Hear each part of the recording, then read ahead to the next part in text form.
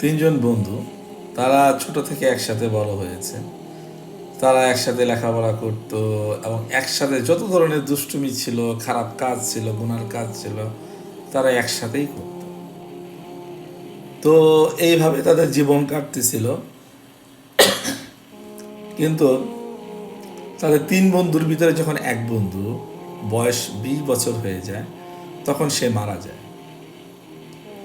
তারপরে তারা বাকি যে দুই বন্ধু থাকে তারাও একইভাবে চলতেছিল, গুনার কাজ করতেছিল এবং তাদের জীবন যাচ্ছিল।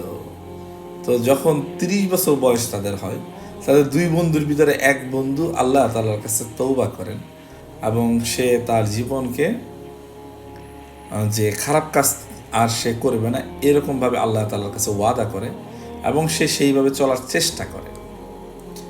তো এইভাবে তাদের ওই বাকি দুই বন্ধুর বয়স যখন 40 বছর হয়, তখন তারাও মারা যায়। তো তারা এই তিন বন্ধু যে মারা গেল, আসলে তাদের বিচার কি আসলে একই রকম হওয়া উচিত?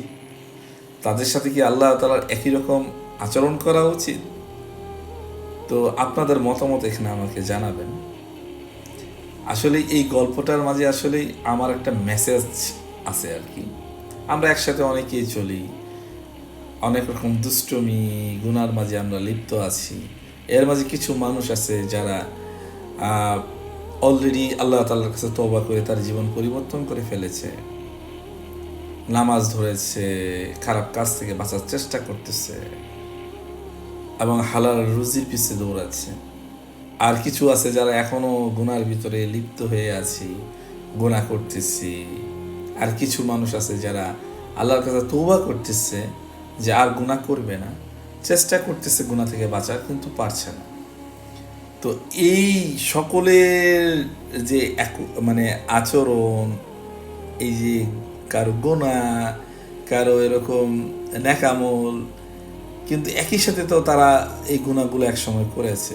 তাদের সবার বিচার কি আসলে একই রকম হওয়া উচিত? তো আপনাদের মতামতটা জানাবেন।